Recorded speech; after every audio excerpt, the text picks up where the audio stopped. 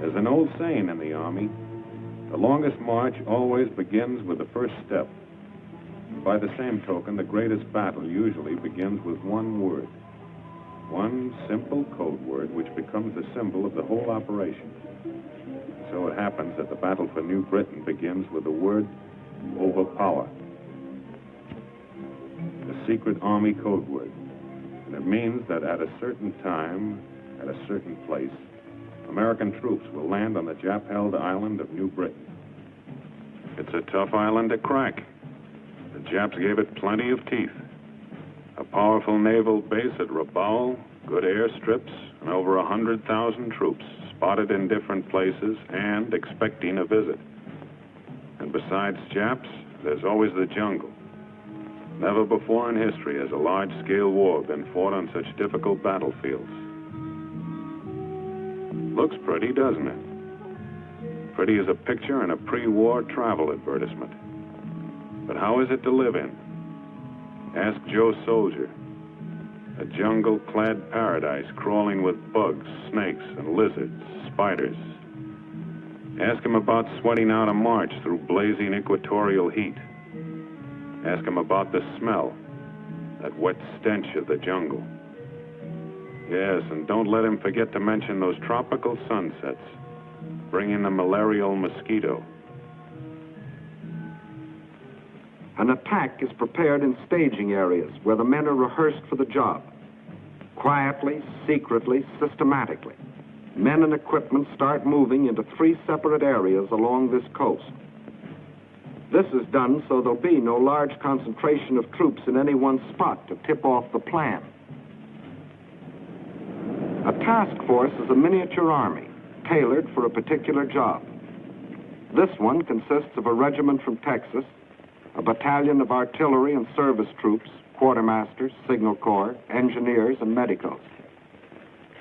They know what this staging area means, a jumping-off place for something big.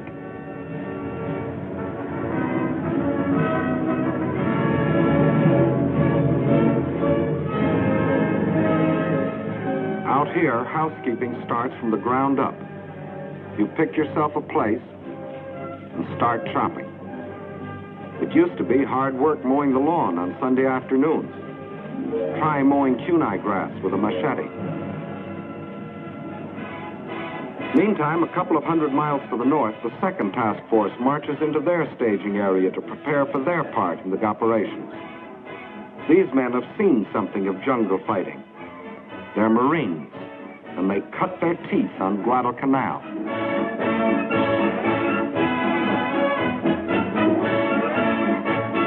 In the third staging area, it's more Marines, more guns, more shells, more thorns to press into the side of Tojo's Island of New Britain. And back of the men come the trucks, the half-tons, the jeeps, the bulldozers, a community on wheels, carrying the 1,001 needs of a task force. Food for bellies and gun barrels, canvas for cover, wires for communication, the tools of a jungle army. When the lot is cleared, you stretch out your house. Doesn't take long. Just fasten the ceiling, get under the center pole, and hoist. And leave plenty of slack on those ropes. The first rain will do the tightening. Nudging out elbow room in this wilderness and getting your stuff across swamps and streams is pretty rugged. But it's good practice for jungle warfare.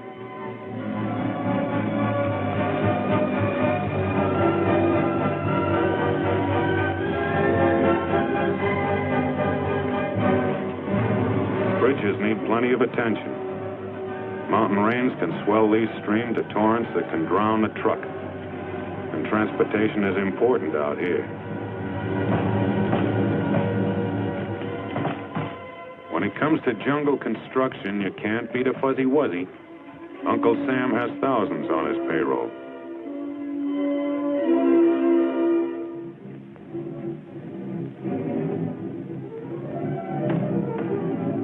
The foreman checks everything. Thatched roofs keep keep out most of the rain, some of the heat, and none of the bugs. And don't think these builders don't know the value of money. Money will buy a pig, and a pig can be exchanged for a wife.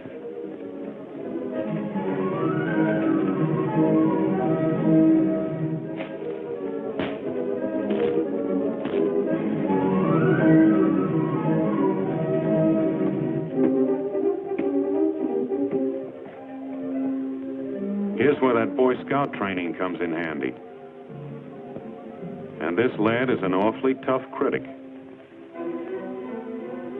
Outfits sprawl over a staging area for miles. It's a signal corps job to tie them together with telephone lines. Not much like hometown telephone poles, but the technique of climbing them hasn't changed a bit.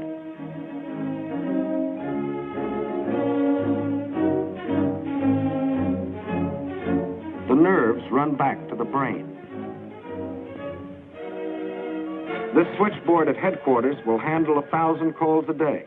Orders, reports, requests, instructions to field phones out where the jungle begins.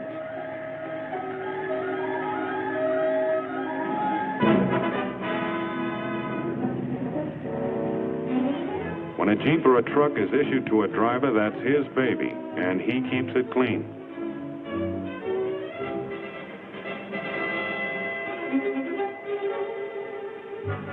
The old swimming hole, jungle style. It's the bath, shower, and laundry combined. First scrub your skin, then scrub the clothes you just took off.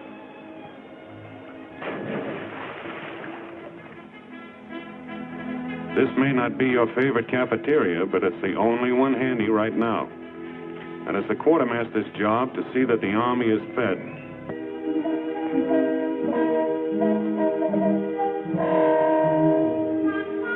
There's a mess of vitamins that'll pad your ribs, but don't get us wrong. We still like home cooking.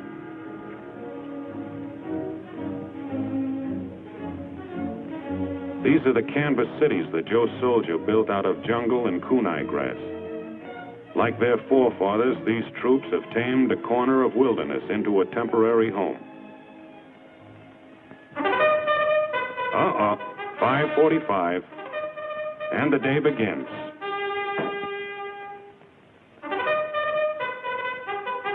A helmet makes a swell wash basin, and you can't do this with a family sink. And now to work. It begins with the task force commander giving the details of the job to the men who are going to do it. There will be 2 landings on New Britain. The first at Arroway, to divert the Japs from the main landing a few days later at Cape Gloucester. Arroway is a peninsula. A small force will make a landing up here in the enemy's rear, they hope, and move down the peninsula to join with the main forces, who will land along here. Complete surprise is the main thing. Hit fast and hard. Gain a foothold before the Japs can move a large force against you. That's what unit leaders are telling them. A soldier has to know what he's supposed to do, where he's supposed to do it, and why. And this is the time to check your weapons. A gun jam on a beachhead might happen only once. The same thing is going on up in the Marine staging area. Weapons, equipment, and the men themselves get a personal once-over. Anti-aircraft protection stays on its toes, just in case. 37mm anti-tank teams have to load, aim, and fire almost simultaneously. They can get off about 30 rounds a minute. It's rumored that a Lone Star governor once said, "By gad, if the United States ever goes to war, Texas will go with it." And here she is.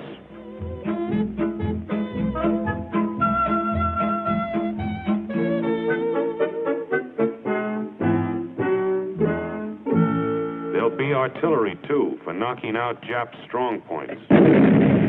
Sometimes it takes a flamethrower to burn out a pillbox. They work well in jungle warfare. That could be a NIP installation. Native fighters, or bongs as they're called, give our troops a few tips on the technique of jungle fighting.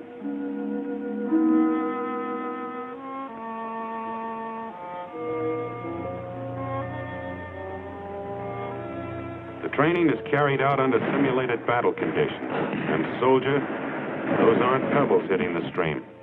You've got to know how to fire at sounds, too. Because jungle fighters seldom see each other alive. The last stages of training begin aboard the ships that will carry the troops to their mission. This practice ends in a full-dress rehearsal.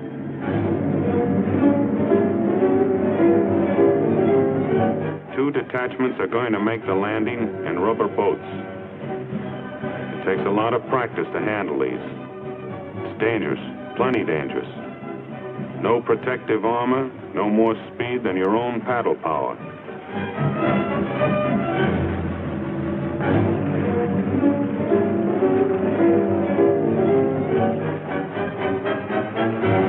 Regular types of landing craft may have trouble getting over the coral reef at Arroway, so buffaloes and alligators have been selected to bring the first wave of assault troops ashore. What's an alligator? It's an amphibious tank. What's a buffalo? It's an amphibious tank, too, but it's got more armor. They look like bad dreams, and they'll deliver the first punch. And now let's hear what the general thinks. The secret of your success is your squad and platoon leaders. They must get hold of their outfits and control them. But control doesn't mean bunching. The buffaloes will land in a wave. From then on, they're tanks. They crash through the underbrush. They knock out trees, followed by riflemen. You run upon a Jap machine gun nest. What do? You circle it, infiltrate, use grenades. And don't make the mistake of stopping to help a man who gets hit. You haven't got time. Let the medical men pick him up. So now, it's up to you. Remember, you can only go forward. You can't go back. There'll be nothing to go back to. Just grab a piece of beach and start shoving. Are there any questions?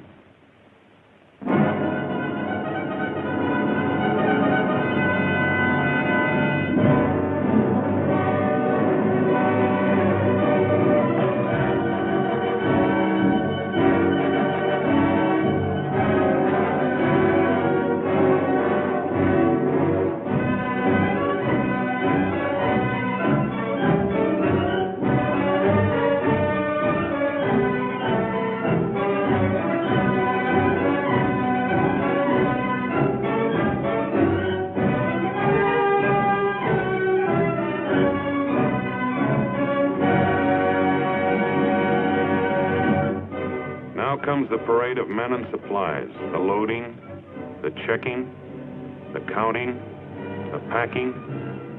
It's the war of logistics, adding up to the final question mark. Will the troops who make the landing have what they need, where they need it, and when they need it? Training is over. Rehearsals are over. This is it.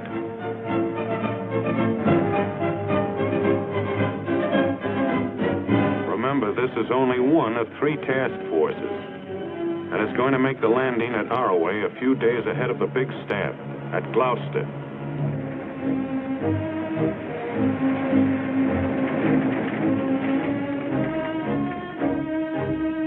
The Commander-in-Chief, who is responsible for the coordination of the whole plan, comes down for the takeoff.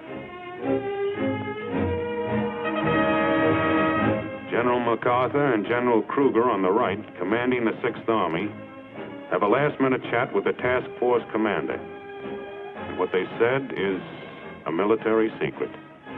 The first assault waves are ready.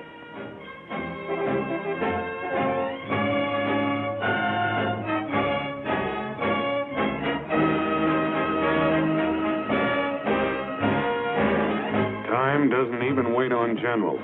And time is running out. This is goodbye, and good luck.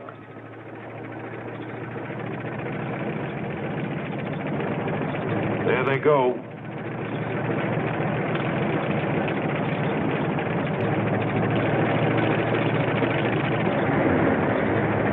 The buffaloes and alligators are going to load on the mothership.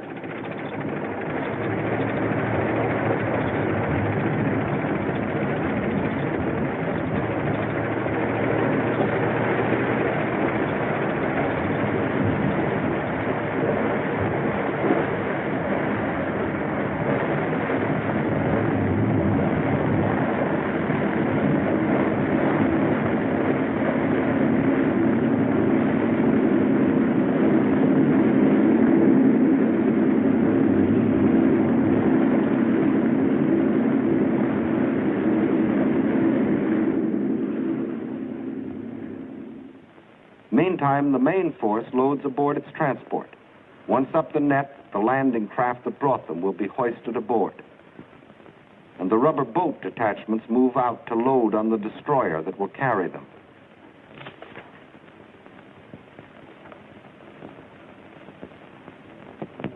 The convoy is on its way to meet its naval escort. This is D-Day -1. The men know that means the day before invasion.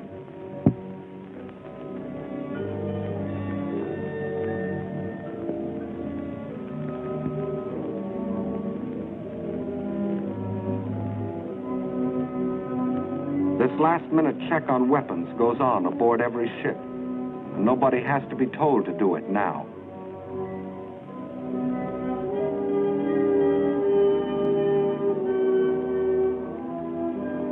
Ammunition to fight malaria. It's the daily Atabrine pill.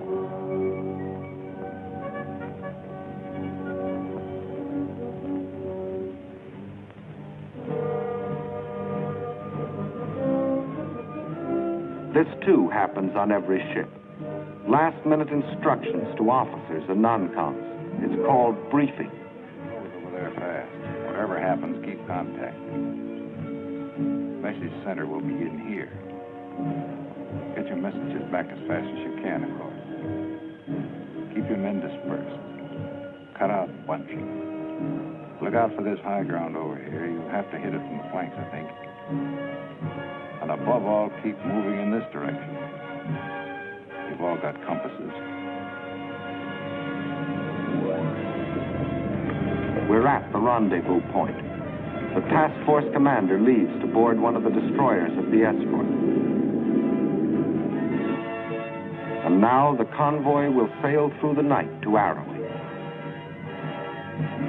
Troop ships flanked by destroyers and led by minesweepers and sub-chasers. I hate to see that evening sun go down.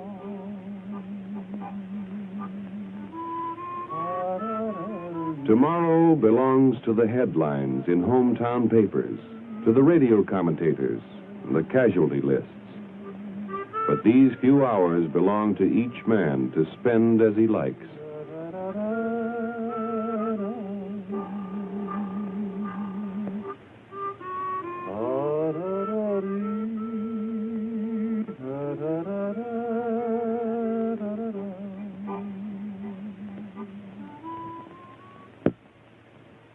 D-Day.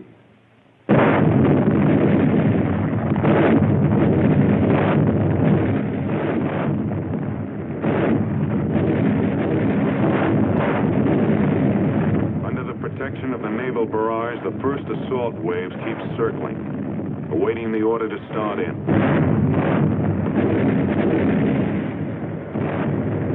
There they go.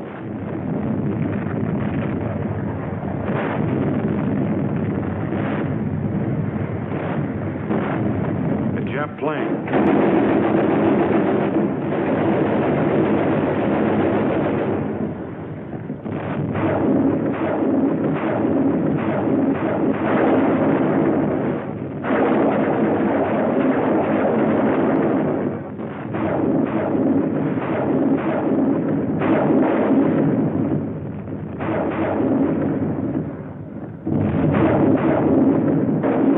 Rockets packed with high explosives explosives. Calling cards to clear the beaches of small arms fire.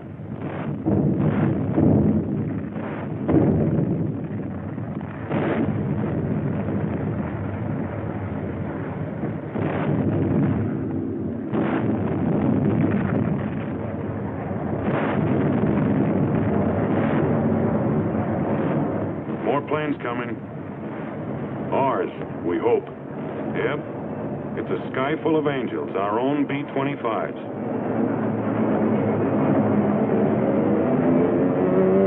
Now it's the Air Force's turn, and they know their way around. They've been softening it up for days in advance.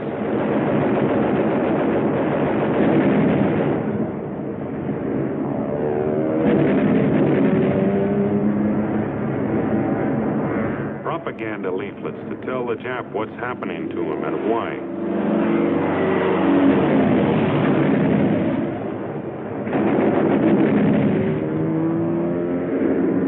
The naval barrage drove most of the Japs off the beaches up on the cliff. And that's where the planes work them over. Strafing may not wipe out a ground force, but it keeps them ducking.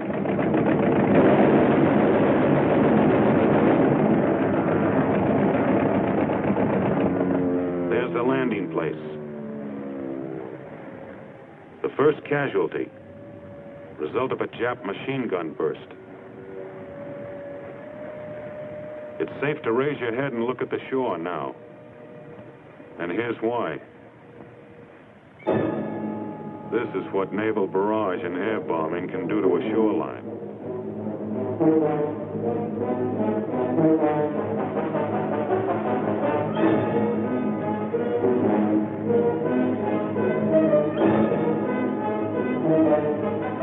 Remember, you can only go forward. You can't go back.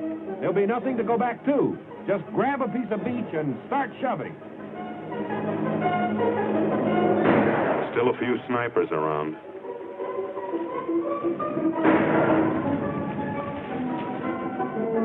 Patrols grope ahead of the main body to feel out the Jap's strength, to locate his positions.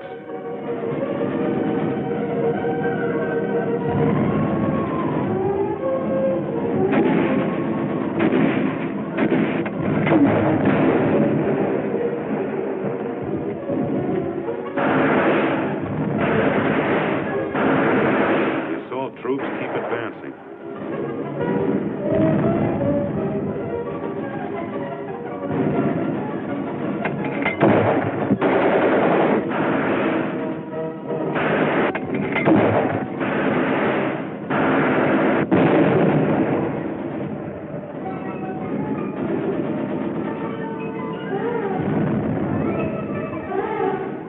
The peninsula was lightly held, but there are still plenty of Japs to comb out.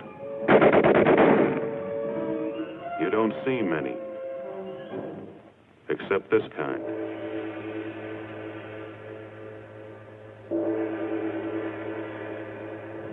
The objective is to push about 3 miles up the peninsula, then dig in and hang on.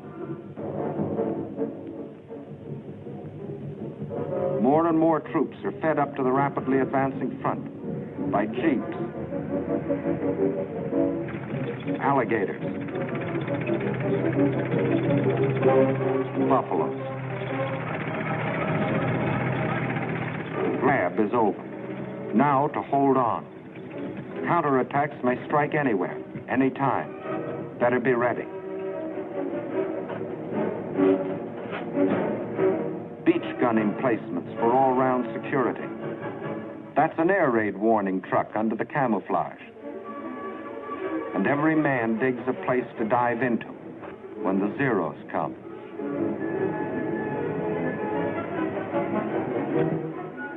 Communication keeps pace with combat. Switchboard and message center open for business.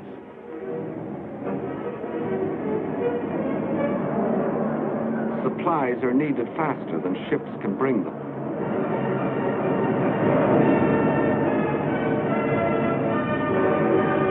Parachute-borne ammunition coming down. But they don't always select ideal landing places. A job for the pole line crew.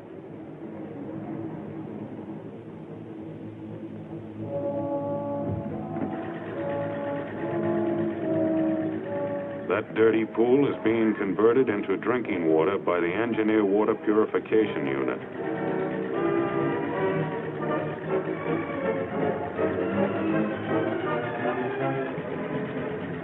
Men may one day forget many things of this war, but never the taste of chlorine.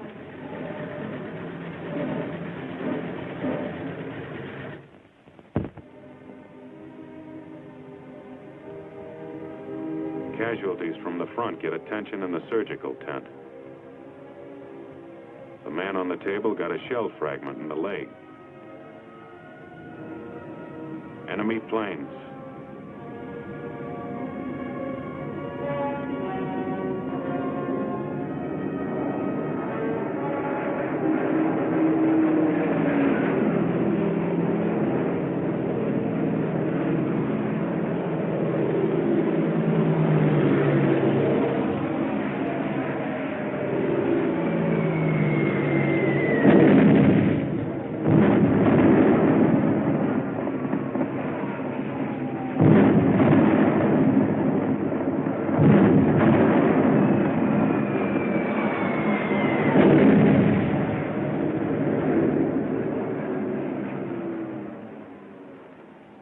This is what's left of the surgical tent filled with wounded men after a direct hit.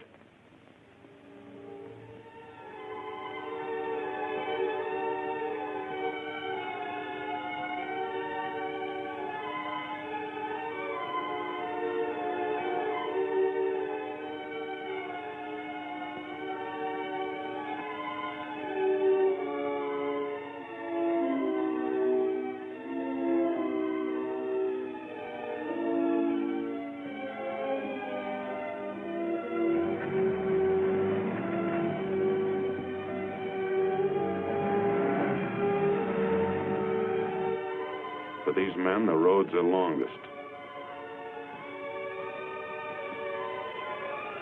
Having received emergency treatment, the wounded are evacuated to hospitals in New Guinea. This landing was a complete surprise to the Japs, so resistance was light, except at the upper end of the peninsula where the rubber boats went in before dawn. They met heavy machine gun fire before they could reach the beach. The boats were destroyed. The men were scattered.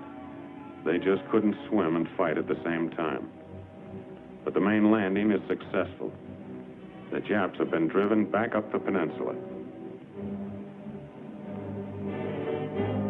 The beachhead is established. The task force commander is ready to make his report.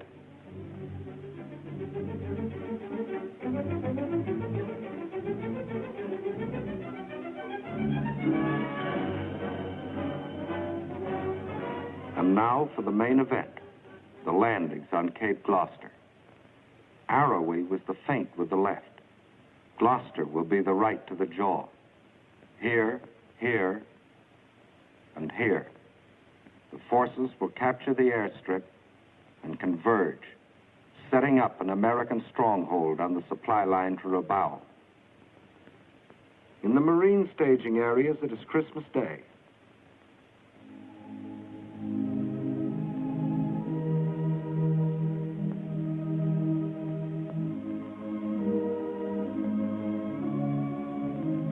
The last mass before sailing for Gloucester.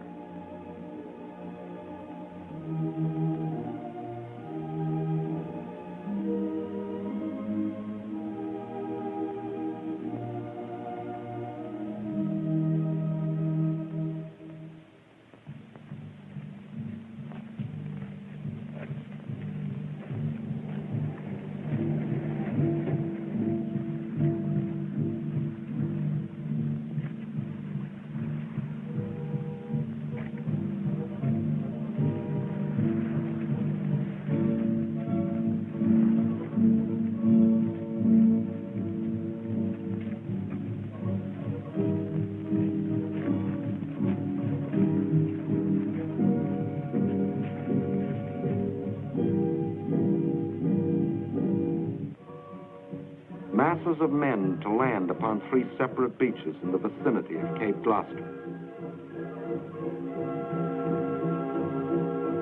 This is to be the main effort. It is an army made up of 2 task forces in the teeth of known Jap power.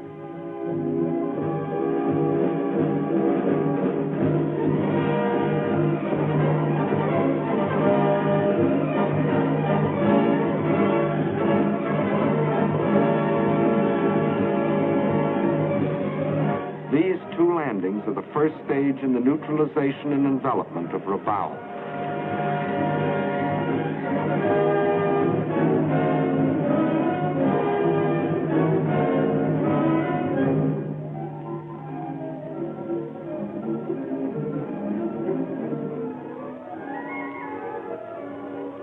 On Christmas night, a vast convoy sets out.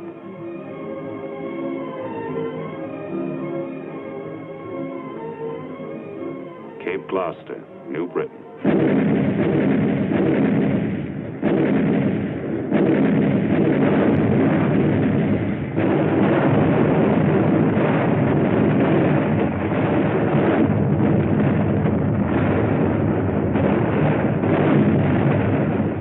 Nearing the height of the naval bombardment, the first assault load into Higgins boats.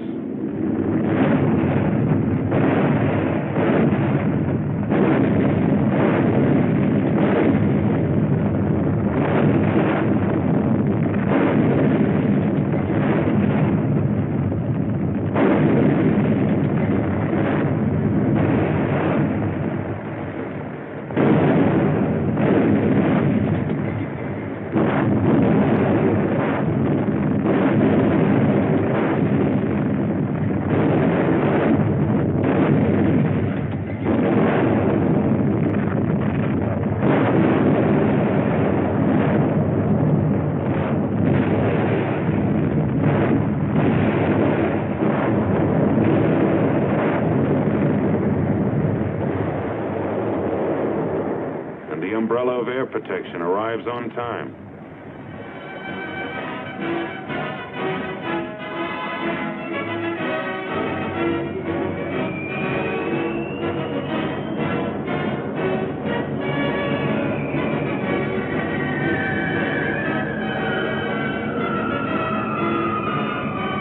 Back at the beaches, the jungle crawls with Japs.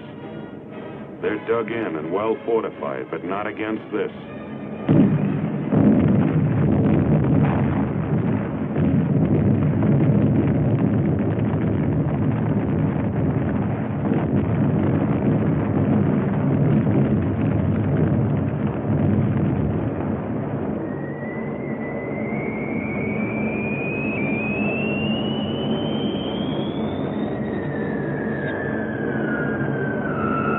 Bombardier once boasted he could hit a derby with a dime. Here's where accuracy really counts.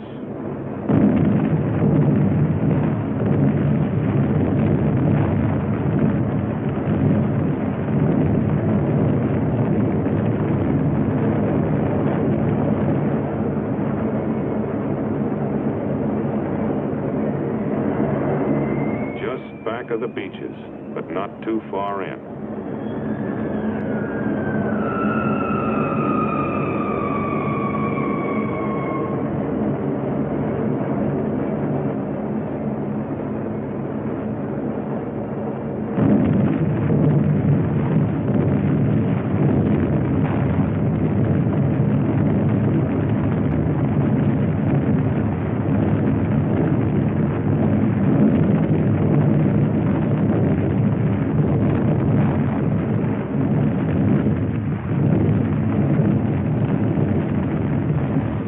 Boats keep moving in.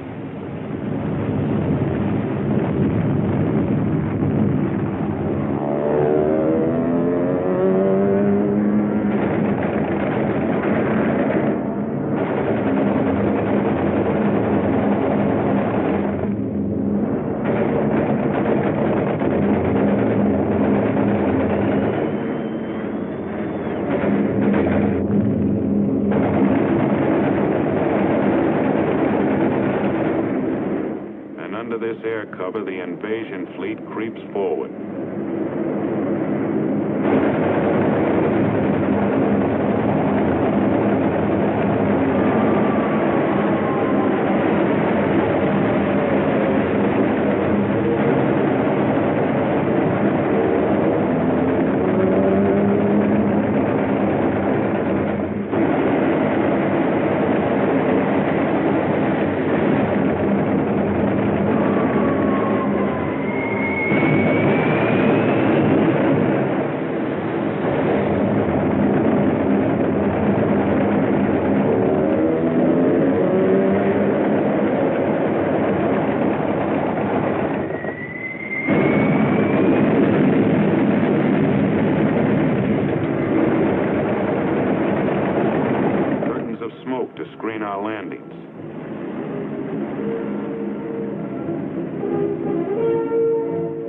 come the first waves in Higgins boats.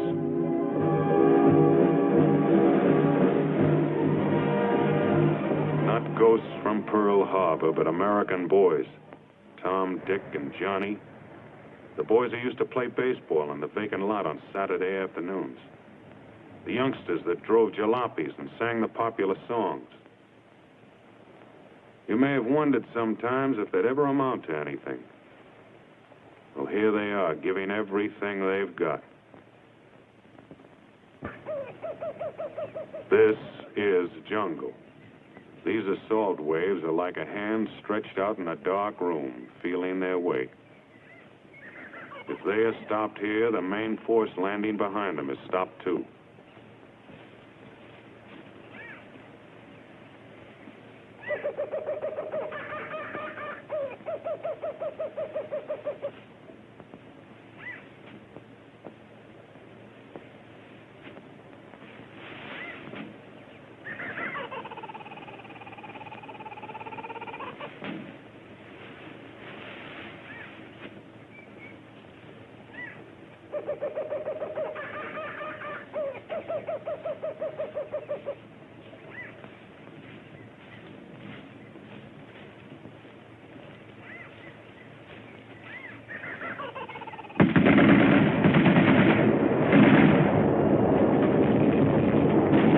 Contact with the enemy.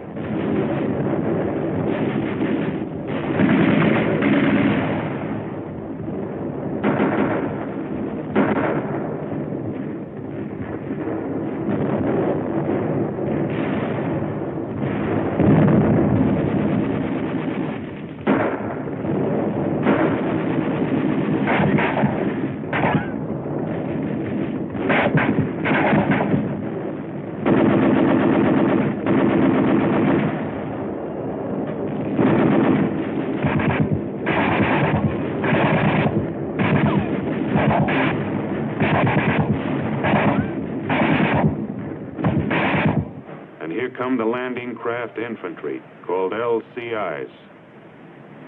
They're bringing the main fighting strength to back up the assault wave.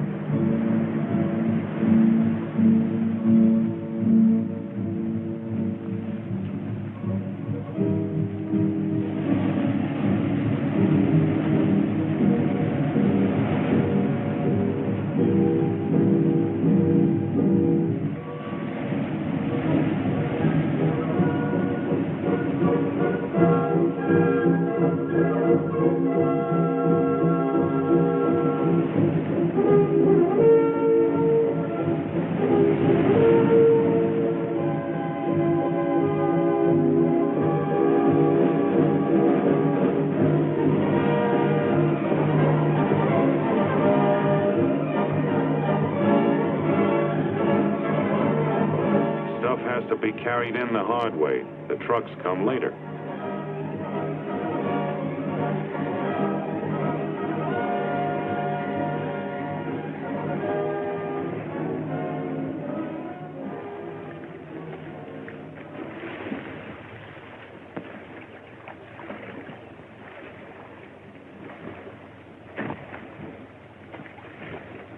Digging in, up at the front.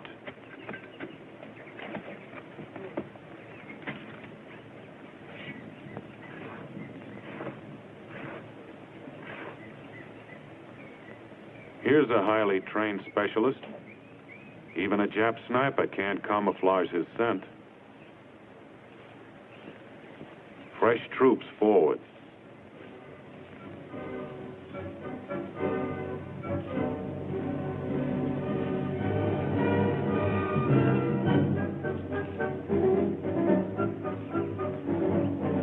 Wounded to the rear.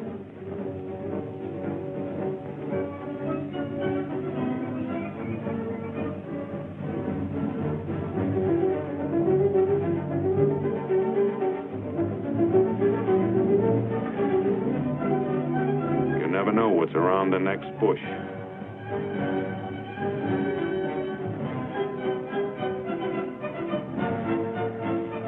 Dead Japs aren't always dead.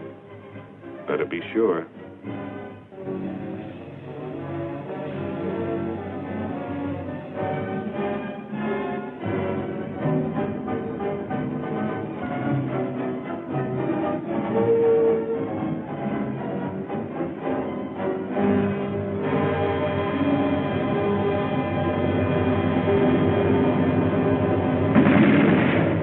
Enemy strong point.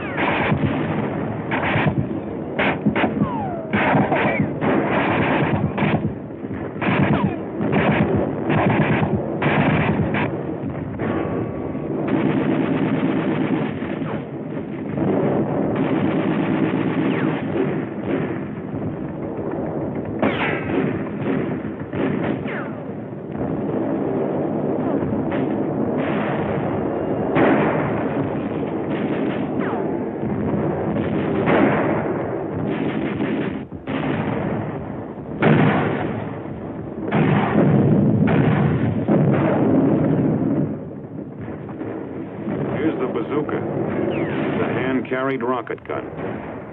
Firing it takes close teamwork.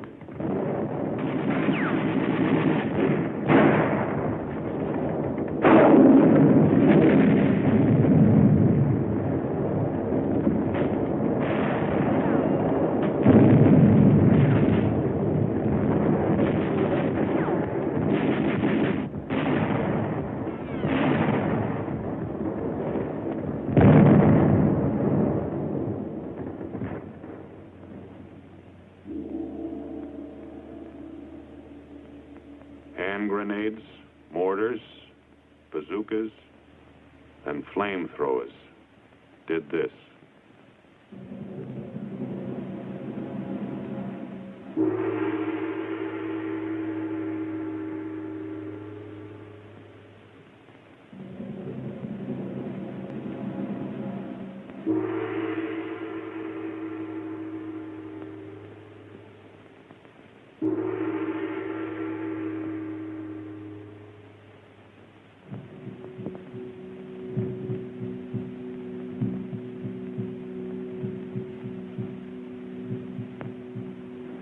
After the LCIs have been emptied of men, the towering LSTs, landing ship tanks, move in, bringing everything for the establishment of a beachhead.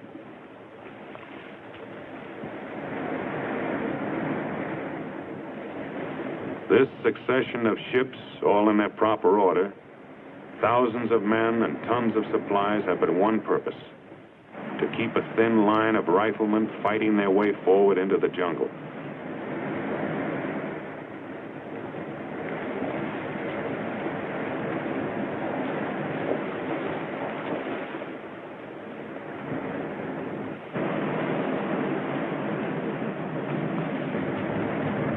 Buffaloes and alligators.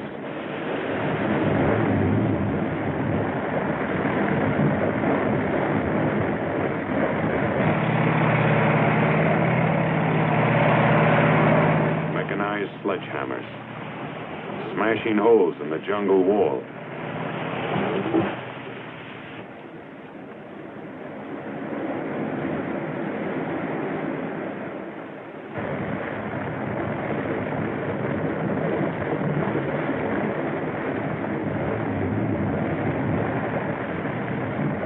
Bucket lines to pass the ammunition.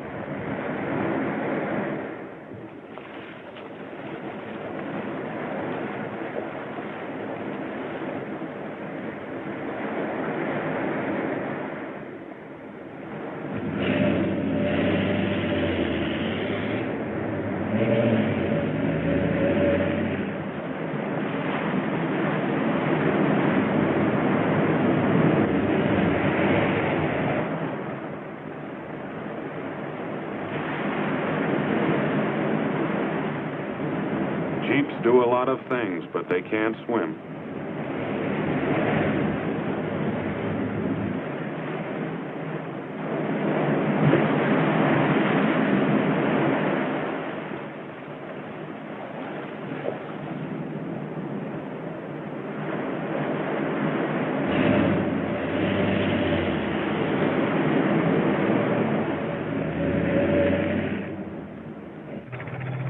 Medium tanks to crush pillboxes.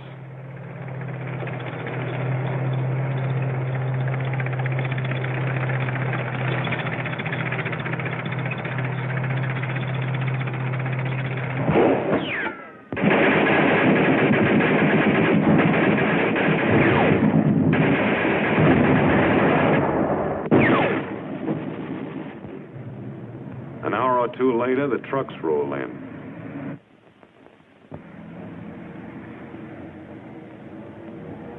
But they can't go everywhere. Ammunition is being spent fast.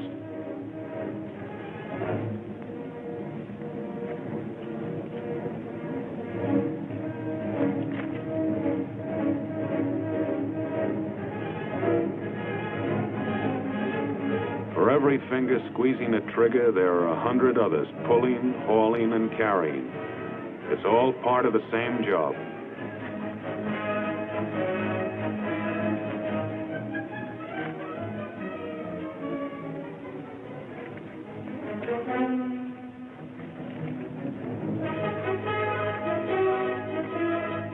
That's barbed wire they're carrying.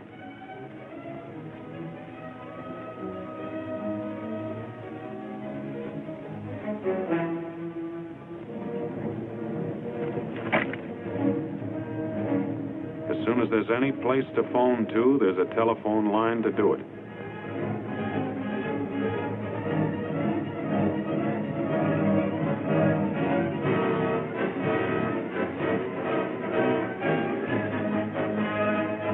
A final protective line against counterattack must be prepared.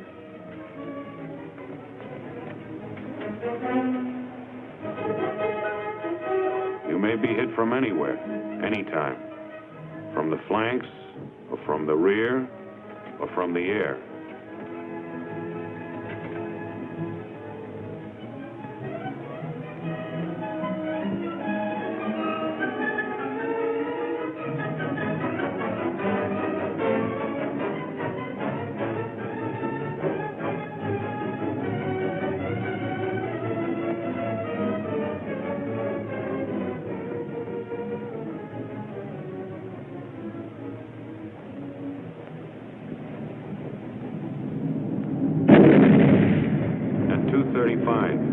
Enemy dive bombers. Jap planes shot into the water. More than 60. Costing less than a dozen of our own. The Japs concentrated on the destroyer Bronson. That's the Bronson, standing on end, sinking fast.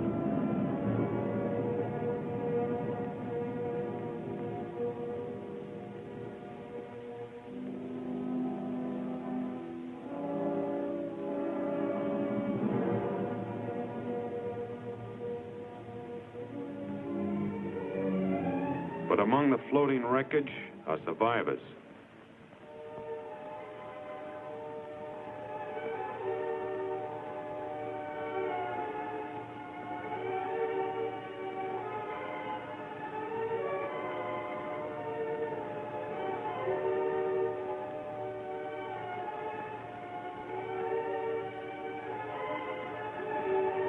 Exhausted, some dying, some dead. Some with clothes blown off by the concussion of bombs.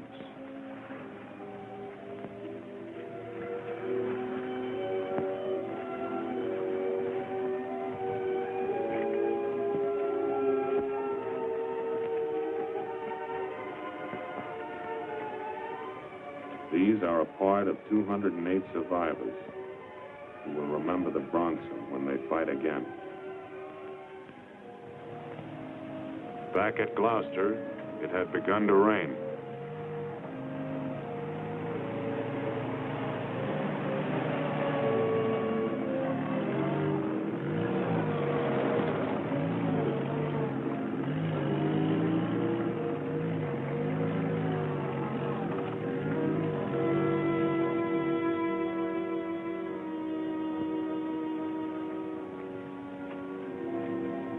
The folks back home are eating Christmas dinner about now. Out here, it's the day after. and just another day.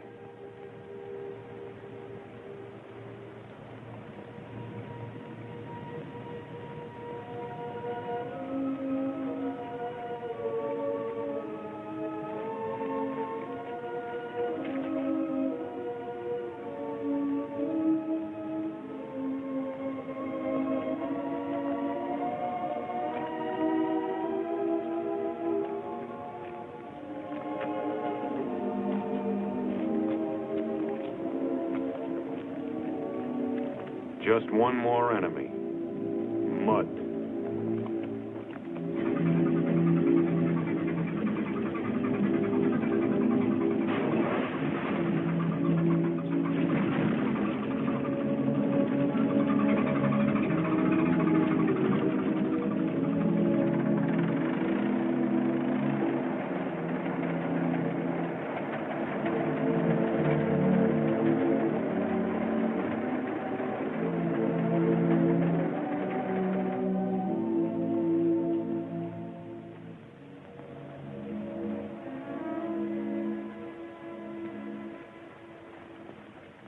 Information gained from prisoners confirms what we know. The advance is nearing its main objective.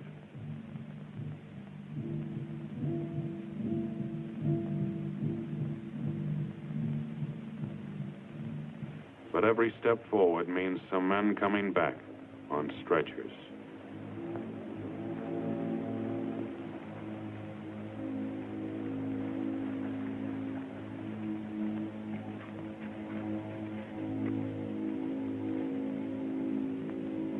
Sometimes it takes too long for the stretchers to arrive.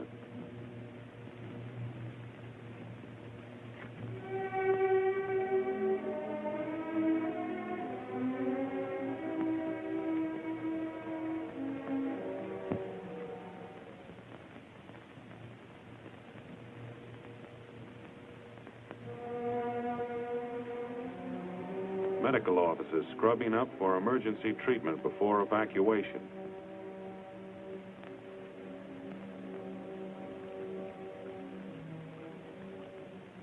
The country doctor, the city surgeon, working together 25 hours out of the 24.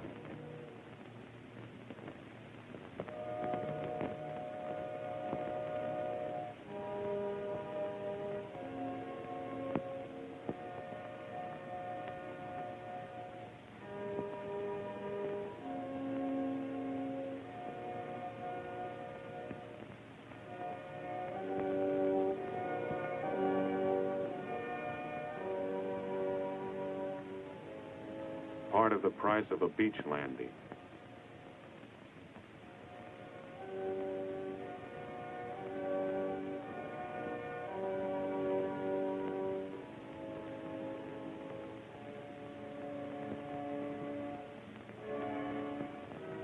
Yes, it's a wounded Jap, receiving decent treatment and a cigarette.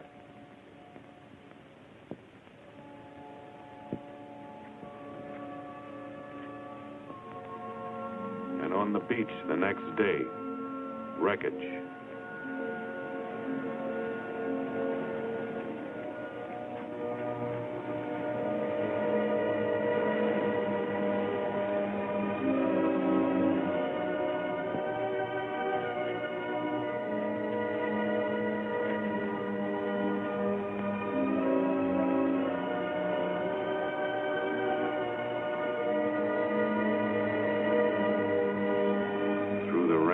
Darkness of enemy waters, they're going back to hospitals in rear area.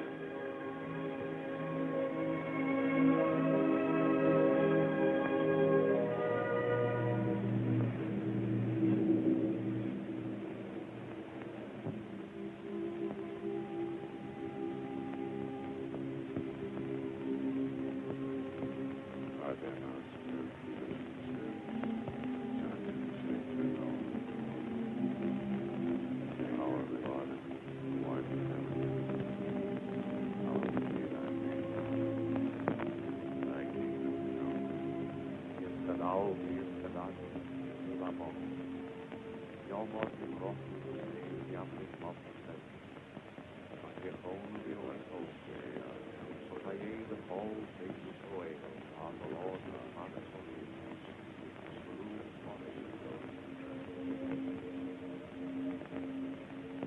Lead us not into temptation, but deliver us from evil.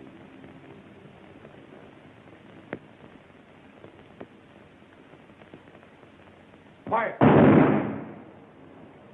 Fire!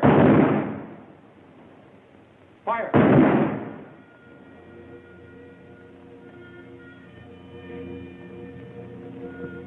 One day of American living, bought and paid for.